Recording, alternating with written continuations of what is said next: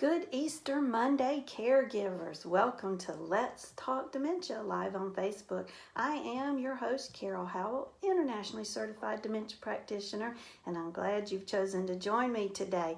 Hope your Easter was meaningful, and I hope maybe you got some time to spend with family. We attended church worship on Thursday, Friday, and Saturday. So we had Easter Sunday at our Saturday night service. Our church was going to be packed out to you-know-what, so we went to the Saturday night service. A special thank you today to our sponsors, Vitamin Depot, located on Celanese Road behind Dunkin' Donuts. You can reach them at 803-328-5800. Ask them about the product that they have that's really good for getting inflammation out of your body. HD Imports at Flint Street Extension, 803-985-0985. They help maintain and repair, if you need it, your Honda, Kia, Toyota, Hyundai, and Acura. And they are the mechanic of choice for the Howell household.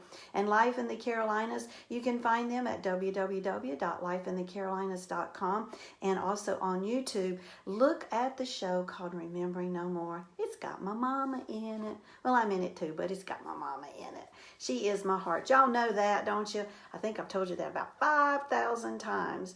So I've been receiving a few messages during the week from my mama's caregiver, because we are in Southwest Florida for 18 days. And that's the longest I've been away from my mama since she was diagnosed in 2006. And I've been just a little bit tense about it, but I know she's getting really good care. So I've been getting texts about how many times a day my mama says the S word. Y'all know the S word. It begins with S-H and ends in it. Well, Mama's at the point in her Alzheimer's journey that she really is losing her words big time. She can't make complete sentences so well. But the curse words, they're still there. They get pushed to the outer reaches of the brain. Did you know that? You lose your language from the center of the brain out. And those curse words are on the outer reaches of my mama's brain, because when she was growing up, her mom said, "Let me tell you something, little girl. You say that word again, I will beat your little butt between here and Texas, and you're going to wish you hadn't have done it." So my mama didn't do it again. So she pushed those words to the outer reaches of her brain. And the part of her brain that is most intact is the outer reaches of her brain. You tell me God don't got a sense of humor? Oh, yes, he does. So the barometer, the measurement, whatever, of what kind of day my mom's had is how many times she said the S word. So I'll get a text that says, "Mom said the S word 6 times today, and she said hell 4 times. That means Mama was in the moment. She was alive. She was participating in life. And we celebrate the S word. Oh, yes, we do. I hope you have something each day that makes you celebrate. All right. Let's see. So today is Easter Monday, and I wanted to share with you a devotion. My husband and I read from Max Lucado every day. I do love his work, and you can go to maxlucado.com and sign up to receive daily in your email his daily devotion, and he'll even read it to you. And I love hearing him rather than hearing my own voice, so we play it and listen to it together. But this is the one for the day after, or the day of Easter, or the day after in our case, and it's called "The King is Risen." It's from Matthew 28. "The angel answered and said to the woman, I know that you seek Jesus who was crucified. He is not here, for he is risen, as he said." Here's the devotion from Max Lucado. He has risen. 3 words in English, just 1 word in Greek, ekarthi. So much rests on the validity of this one word. If it is false, then the whole of Christianity collapses like a poorly told joke. Yet if it is true, then God's story has turned your final chapter into a preface. If the angel was correct, then you can believe this. Jesus descended in the coldest cell of death's prison and allowed the warden to lock the door and smelt the keys in a furnace. And just when the demons began to dance and prance, Jesus pressed pierced hands against the inner walls of the cavern. From deep within, he shook the cemetery. The ground rumbled and the tombstones tumbled. And out he marched. The cadaver turned king, with the mask of death in one hand and the keys to heaven in the other. He has risen. Not risen from sleep, not risen from confusion, not spiritually raised from the dead, physically raised. He has risen indeed. I love that. And when I read it, I said, oh gosh, I need to share that on my show on Facebook. So I hope it means something to you. Okay, I want to tell you that I do spend some time on Facebook on different forums answering questions when I can for people who are going through this caregiving journey. There is a Facebook site called wait a minute, I want to tell it to you correctly. ALF Boss, Florida ALF Boss. And that is a site for folks that run assisted livings, and a special shout out to them. I enjoy reading some of the things they post there, and they allow me to post on their site, so thank you guys for that.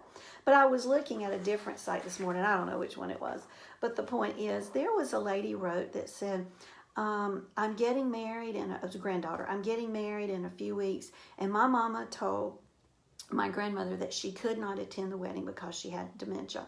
And it made my grandmother very upset. What do you guys think?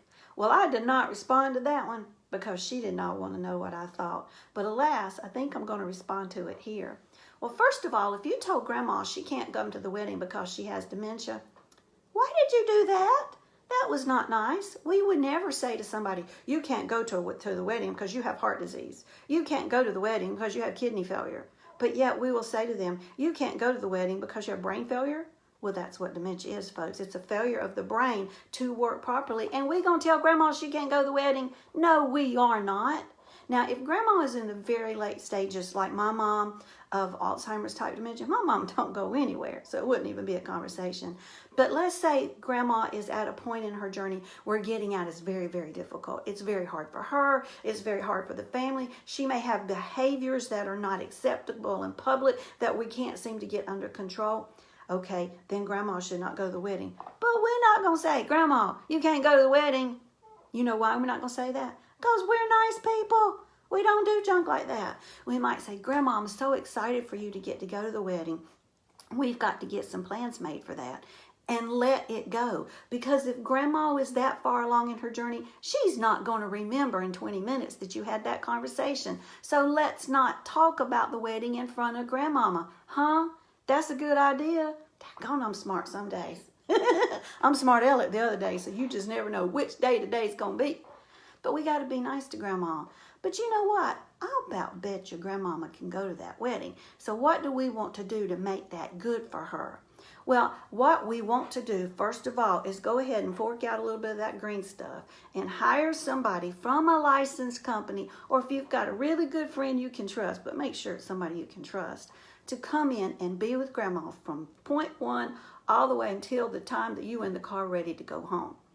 That they stay right with Grandma. They attend to all of her needs. If she needs to go to the bathroom, they take her. If she wants an extra piece of cake, they get it. If she wants to dance, they get her up and dance, or else they find somebody to dance with her. All through the event, we stay with Grandma, or that person stays with Grandma. Just hire somebody and get that done. Now, do we take Grandma to everything? Do we get her there an hour before the wedding to, get her hair done and all that stuff and stay through the wedding and the reception? We get all those millions of pictures made. We see them fly away in their car all decorated. Maybe not. That might be a little bit much for Grandma. So we need to think about that. We need to narrow that down to the important part, maybe the wedding, maybe staying till the cake is cut, and then maybe Grandma's ready to go. Be observant of when Grandma is tired and allow Grandma to either go to a quiet place or maybe go on home. And that's why hiring an outside person is probably your best bet, because that person's not going to really care if they don't get to see Susie get in the car and drive off. It's not going to be any big deal to them. The point is, you keep Grandma happy. You bring to her what it is that she needs. If she can participate, to participate, but to enjoy it. And then if she's enjoying it, you're enjoying it. And if you know that she has her own caregiver just for her every need, then you as the family can enjoy it. It's just simple. But we don't ever say, no, Grandma, you can't go to the wedding because you've got dementia, because that makes Carol mad. You don't want to make Carol mad. If you don't believe that, you ask Michael Howell. Now, really, we don't get mad at each other too often. It's just not worth it in life, is it? No, it is not. Okay, I wanted to show you my books. You need to check them out. Let's Talk Dementia on Amazon. If you don't have your copy, please check it out. #1 bestseller. This is If My Body is a Temple, Why Am I Eating Donuts? This hit number 8 on Amazon. And then we also have Mama is Confused and So Am I. And I am so excited because on Saturday, by Saturday of this week, I should have proofs of the cover for my newest book called Reminisce and Worship. So excited about that. And I will be telling you more about how you can get your copy. And it is written for the person with dementia. Not really for the caregiver, although you're going to work with them with this book, but it is just a very meaningful and easy to use daily devotional for somebody with dementia. Isn't that cool? So I was at a board meeting a couple weeks ago talking to my board about this book, and it was recommended that I write several other ones, and I'm going to do one about music and worship. Special for folks with dementia. I am very excited about that, and I'm thinking, it's giving me a headache, but I'm thinking I'm going to call it Songs and Scriptures. And thanks to Dr. Omi and Rock Hill for giving me that idea. He was on a roll that night at our board meeting. So anyway, I'll be telling you about that upcoming book. All right, let's see, what have I not told you? Right there. Donate your sneakers. We have a new drop-off point at Carolina Connections in Fort Mill, and you can find them on Gold Hill Road. A good place for you to drop off your sneakers, your athletic shoes, your rubber-soled cleats. You guys have got those cleats. You got too many pairs. Some are worn out. I want them. So don't throw them away. Just donate them at any of our drop-off locations, and you can find them by clicking on our poster at www.letstalkdementia.org. When you click that picture, a whole list will come up of all our drop-off points. Drop off your sneakers. We have sent off 3 bags, and we're excited to get our check, or our checks. I think we get one a month for those shoes that we've sent off. We get $1 for every pair. We are going to be using that to fund a caregiver retreat. I'll get the words out here. We are holding a caregiver retreat at a beautiful farmhouse in Clover, South Carolina, that I'll be telling you more about probably starting in June.